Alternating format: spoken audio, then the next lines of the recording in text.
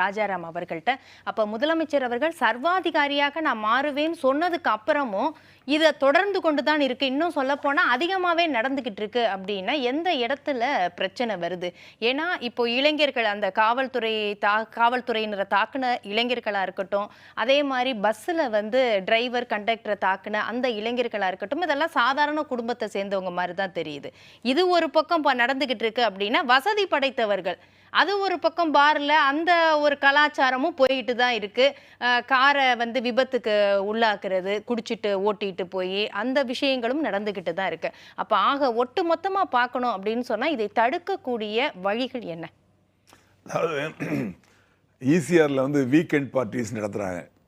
அதாவது பணக்காரங்க மட்டும் இல்லை, அந்த ஐடி ஃபீல்டில் வேலை செய்யக்கூடிய இளைஞர்கள் இளைஞிகள் இவங்களும் கெட்டு போகிறாங்க. போதை அப்படிங்கிற கலாச்சாரத்தில், அதாவது மது மட்டுமல்ல, இப்போ சார் சொன்னாங்க இல்லையா, அதாவது போதை பவுடர், ஹீராயின் பவுடர், அதுதான் ஒரு கிலோ 7 கோடி ரூபா. அது இந்தியாவில் உற்பத்தி ஆகலை, ஆப்கானிஸ்தானில் உற்பத்தி ஆகி உலகத்துக்கே அங்கே 35% அவங்க தான் சப்ளை பண்ணுறாங்க. இப்போ அதானி துறைமுகத்தில் குஜராத்தில் பிடிச்சாங்க இல்லையா, அது எங்கே அந்த கன்சைன்மெண்ட்டு ஈரான்லேருந்து டெல்லியில் உள்ள ஒரு கம்பெனிக்கு போகுதுன்னு சொல்லி வந்தது. அந்த கம்பெனியோட ஆஃபீஸ் எங்கே, ரிஜிஸ்டர் ஆஃபீஸ் எங்கே அப்படின்னு பார்த்தாச்சுன்னா ஹைதராபாத். அதோட டைரக்டர்ஸ் எங்கே இருக்காங்கன்னா நம்ம பள்ளிக்கரணையில். அவங்கள அரெஸ்ட் பண்ணி உள்ளே போட்டிருக்காங்க.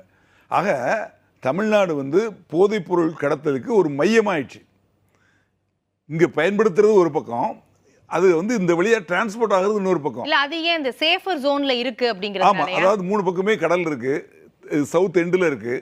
அதனால் இங்கேருந்து சிலோனுக்கோ இல்லை சிங்கப்பூருக்கோ மலேசியாவுக்கோ அது மாதிரி எடுத்துட்டு போறது தாராளமா புழக்கம் இருக்கிறது ஒரு பக்கம், இங்கேருந்து எடுத்துக்கிட்டு போறது ஈஸி, இங்க பிடிக்கிறது அப்படிங்கிறது குறைவா இருக்கு அப்படிங்கிறதா எடுத்துக்கலாமா?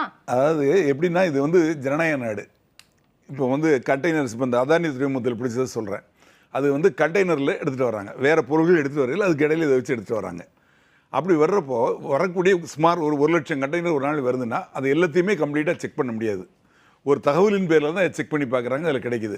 அப்படி வர்றப்போ இங்கே கண்டெய்னரில் இன்னொரு கண்டெய்னருக்கு மாற்றி அப்படி போகிறதுக்கு வாய்ப்பு இருக்குது. ரெண்டாவது, நமக்கு இந்த பக்கம், அதாவது அந்த வங்கக்கடல் பக்கம், அந்த பக்கத்தில் அங்கேருந்து போட்டில் ஈஸியாக போயிடலாம் சிலோனுக்கு போகிறதுக்கு. அப்போ அந்த வகை பாருங்க, இப்போ பிடிபட்ட நிறைய போதைப் பொருட்கள் சிலோனுக்கு போகிறது தான், அந்த பார்டரில் உள்ள இடங்களில் தான் மாட்டியிருக்கு.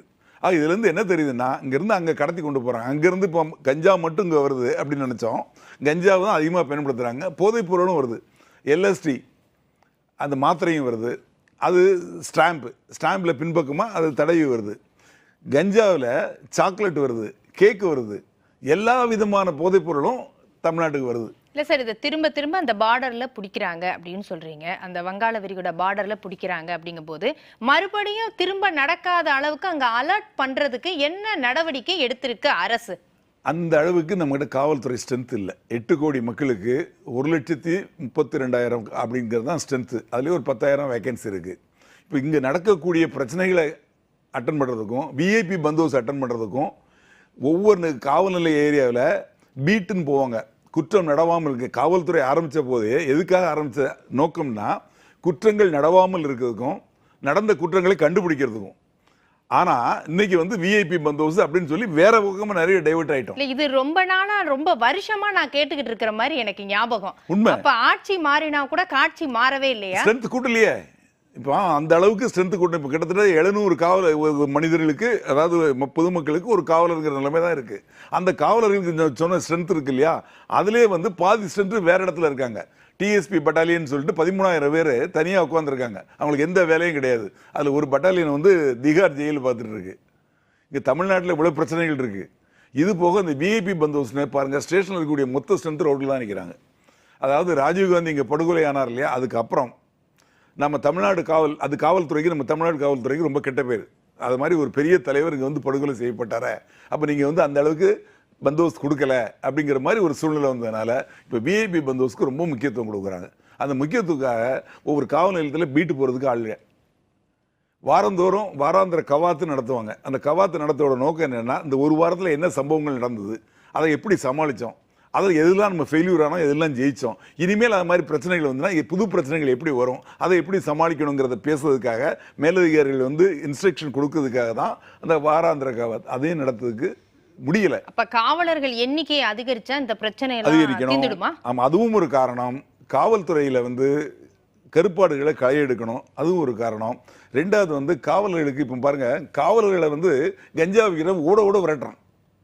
அது சின்ன பசங்க. ஒரு ஹெட் கான்ஸ்டபிளும் ஒரு கான்ஸ்டபிளும் அவங்ககிட்ட அடி வாங்கிட்டு ஓடி வராங்க.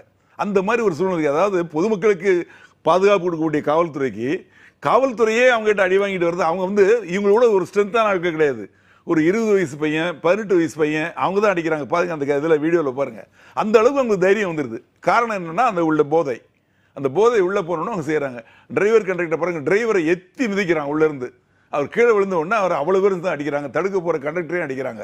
அந்த சமயம் அந்த பக்கம் வந்து தனியார் டிவிக்காரங்க அதை வீடியோ எடுக்கிறாங்க, அவங்களே அடிக்கிறாங்க. இல்ல அந்த ஒரு நடவடிக்கை அந்த பசங்களை உள்ள போட்டு திருத்துறதுக்கோ இல்ல வேற ஏதாவது நடவடிக்கை எடுக்கிறதுக்கு கூட வழி இல்லையா சார்? இந்த மாதிரி அடி வாங்கிட்டு வர வேண்டிய சூழ்நிலை தான் இப்ப இல்லை, இருக்குல்ல. அவங்க அப்புறம் அரெஸ்ட் பண்ணி அப்புறம் ரிமாண்ட் பண்ணி அவன் ஜாமீனில் வர போகிறாங்க.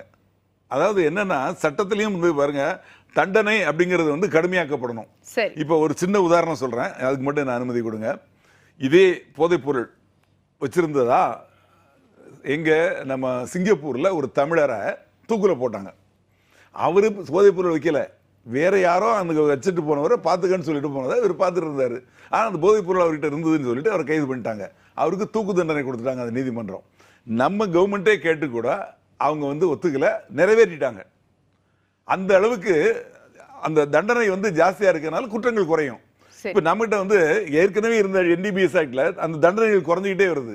ஜனத்தொகை ஜாஸ்தியா இருக்கு, இளைஞர்கள் ஜாஸ்தி இருக்க இடத்துல சட்டம் வந்து நிறைவேற்றப்படணும். இது சப்போர்ட்டா வந்து நான் சொன்னேன் இல்லையா, லோக்கல் ரவுடிஸ், கட்சிக்காரங்க, காவல்துறை, இந்த 3 பேரையும் வந்து டைட் பண்ணாலே இது ஒழிஞ்சிரும்.